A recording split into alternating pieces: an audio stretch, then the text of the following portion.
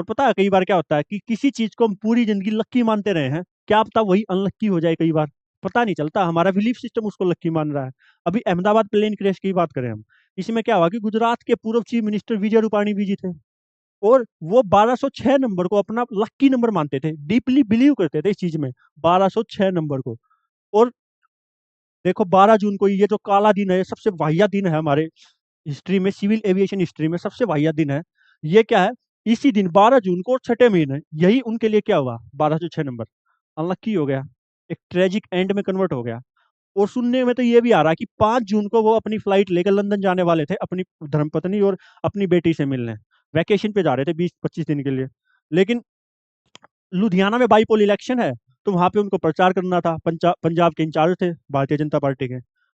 उसके बाद उन्होंने अपना ये रिशेड्यूल किया और 12 जून उन्होंने अपना फ्लाइट बुक किया, और 12 जून को ये ट्रेजिक एंड हो गया। और किसी का पता नहीं लक कहाँ पे काम कर जाता है। अभी कोई ट्रैफिक में ही फंस के रह गया, और हम ट्रैफिक को गाली देते रहते हैं कि यार इतना गंदा है, ये है वो है। वो ट्रैफिक की ही वजह से बच गई वो लड़की। और एक बंदा, 242 लोग थे इसमें, 242 लोग थे फ्लाइट में, उनमें से एक ही बंदा बचा है। देखो कितनी स्लिमेस्ट प्रोबेबिलिटी है, वो बच गया। कितना भयंकर लेवल पे लक ने काम किया उस बंदे के साथ। भगवान का ही हाथ था एक हिसाब से उसके ऊपर भाई, वो बच गया 242 में से।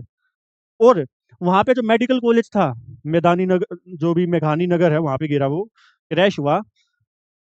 वहां पे जो लोग डॉक्टर्स थे, मेडिकल कॉलेज था, डॉक्टर्स थे, स्टूडेंट थे, वो खाना खा रहे थे। उनको क्या पता था कि ऊपर से फ्लाइट आ जाएगी, जहाज गिर जाएगा उनके ऊपर, उनको पता ही नहीं था, सपने में भी नहीं सोचता आदमी।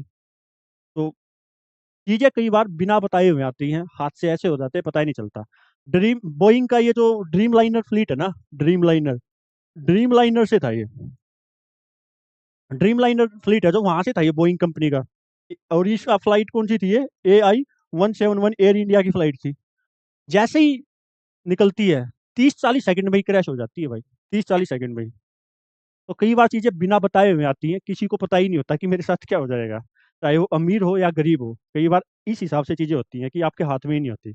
हमारे हाथ में तो एक ही चीज है, जो सबक सीखने को भी मिलता है ऐसे ऐसे इवेंट से, कि जब तक आप जिंदा हो जी लो भाई।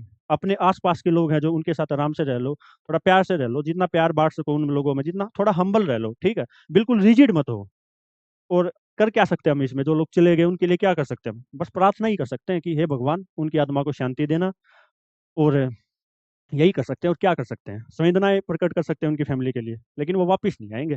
ये हादसा पता नहीं टेक्निकल था क्या था। एक हाई लेवल की कमेटी भी बनाई है सिविल एविएशन मिनिस्ट्री ने, देखते हैं इन्वेस्टिगेशन होता है, क्या पता चलता है, क्या पता किसी की क्या मिस्टेक थी। लेकिन जो भी हुआ, वो लोग तो बेचारे चले गए।